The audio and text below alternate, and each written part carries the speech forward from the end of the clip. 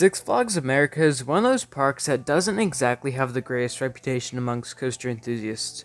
I think one reason for that is because the park used to be pretty run down, but now they've actually really fixed up the place in the past few years and made it a nice place to be, so you don't hear that many complaints about appearance from people that go these days. But I think that another reason is because where in the train and how you should ride most of their coasters is actually really what you wouldn't think that you should do. But as a home parker, I actually have a pretty good knowledge of the place as I've been on each of their coasters many times before, and I know what you should and shouldn't do, so here I am to give you tips on how to best enjoy your day at Six Flags America, the nation's capital of thrills. We are going to be doing this in alphabetical order, so Batwing is up first. My recommendation is definitely to get the back row if you can. They don't assign seats, so this should be achievable. The reason I say that you should go back row is because Batwing is a very intense coaster, and sitting in the back row just enhances that, especially on that vertical loop. Believe it or not, I actually find that element to be almost as good as the pretzel loop on the Superman Ultimate Flight clones. Overall, the back is more whippy, but you may want to sit in the front if you don't want the ride to take it out of you.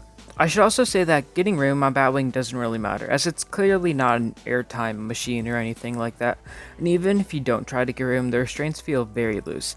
Again, just don't worry about getting room. And my final tip, or I guess warning in this case, is to be ready for that lift hill.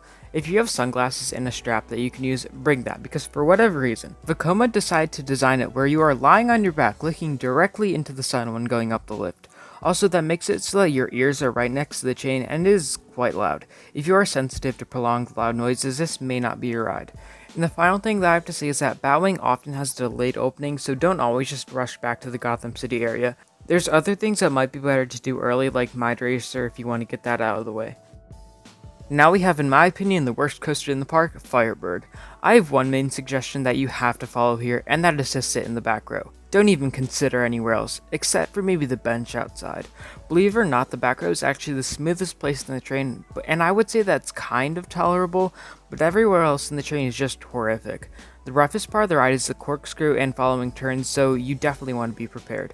I suggest pushing yourself all the way into the restraint so you just bang your ears and not your temple. Also, it is actually a good idea to get some room with these restraints because the drop out the straight track that leads into that corkscrew actually gives some decent airtime. That's really the only bright spot though, as you'll just want to ride Firebird for the credit and then get as far away from there as possible. Next up is Joker's Jinx, their 1998 trimless Premier Ride Spaghetti Bowl launch. As for where in the train you should sit, my recommendation is the front row. Up there I find it to be basically as smooth as you're going to get for a coaster, which is very surprising considering the complaints that a lot of these other 90s premieres receive. Also in the front, you get to experience those glorious head choppers to their full potential. Those head choppers are one big reason why the outdoor spaghetti bowls are usually said to be better than the indoor ones. On the outdoor ones, you look all around you for the whole time, and you have no idea what's going on with that support structure. It's almost just a bit overwhelming. If you sit in the back, you get a slightly more intense experience, but I do still recommend the front because it's no slouch in the intensity department either, especially in the second half, and also because of the reasons I talked about earlier. Another tip I have is about the restraints. A lot of people complain about these because of the bulky shin guards, but I have found a way around that though that I'm not sure I've heard anyone talk about before. If you sit in the front row of each card, there's a lot of room in front of you where you can spread your legs out. Because of that, I recommend when you're pulling down your restraint, spread your legs out and get a decent amount of room if you can, because then the shin guards won't be touching you, and you can get some decent hang time with your loose restraint. That's about all I have for Joker. Now we come to the dreaded Mind Racer, although not for me because I'm one of those psychopaths that enjoys SLCs. The row that I 100% recommend is the front. In the front, you get to experience the one part of SLCs that I think really tends to go under the radar, and that is the insane head choppers. I've talked about these in a previous video, so I won't go too in depth, but those support beams flying right at me took me off guard the first time riding and still kind of do to this day. For the riding technique, I actually surprisingly enough recommend stapling yourself. This way you aren't being rattled around a ton inside your restraint as your movement is more constricted, and it will obviously keep you from getting a back or shoulder ache. But also stapling yourself obviously brings the restraint closer to you, and that makes it easier to keep your head out of the restraint, thereby lessening the impact of the roughness and headbanging. If you just follow these tips, I doubt Mind Racer will crack your top 10 worst coasters list. It sure ain't in mine. Now we move on to Ragin Cajun.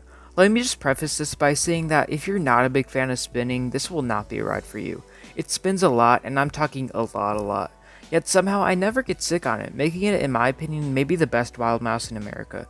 There isn't really a whole lot that you need to know other than that, but I guess I'll talk about the restraints. They're kind of like buzz bars, just one bar that goes across both riders, so I recommend trying to get in the seat by yourself, because you will be sliding all around.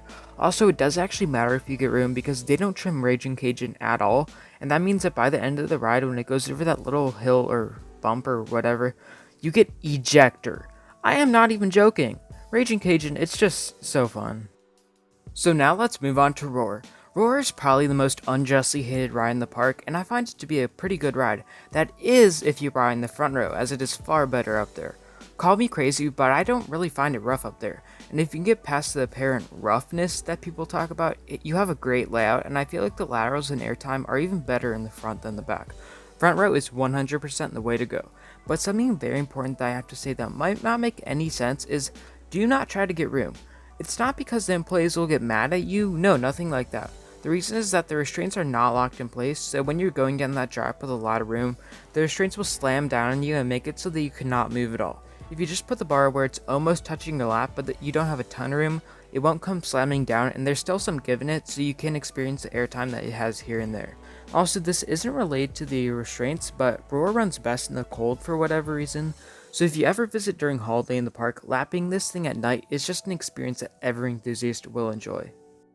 Next, we have easily their flagship attraction and another criminally underrated ride, Superman Ride of Steel, their Intamin Mega. This is the coaster where the magic seat is probably the most surprising, as if you want the best experience, sit in the second row. I say this because the front is far better than the back. It's butter smooth up there, while the back has a noticeable rattle. You also in the front are much better able to experience that speed that Superman Ride of Steel focuses so much on, especially on its I-305 like post-drop turn and on the straight section. I also just find the airtime to be stronger in the front, and I'm guessing that's probably because of the shaping of the hills or something. But the reason you want second row instead of very front row is because in the front row of each car, there's this annoying plastic box thing right in front of you, and there's really nowhere to put your legs. They do not have that in the second row of each car, so you can just spread out, and it really helps the comfortability factor. Also, I have to say that if you ever get the chance to ride Superman Ride of Steel at night, and usually that chance will come during HoloFest, do not pass it up. Superman has easily the best night ride of any ride I've experienced, and I've had night rides on rides like Steel Vengeance and Top Thrill Dragster. The reason that it's so good is because it goes back out in the woods where there's absolutely nothing. No lights, no buildings, no workers, nothing.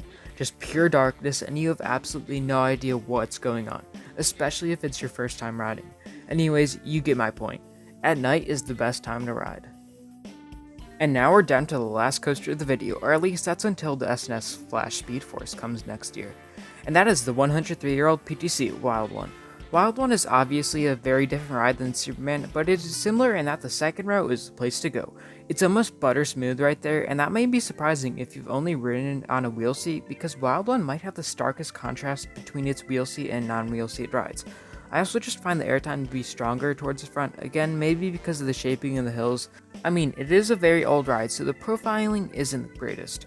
That's also why I have to warn you about a few airtime hills it has in the second half, which turn a little bit at the crest, and these can give some painfully strong laterals. Wild One as a whole is just a laterals machine, so be ready. Anyway, that's about gonna wrap up this video. Thank you guys for watching. Remember, leave your thoughts, suggestions, and video ideas in the comments below, and I'll catch you guys later. See ya.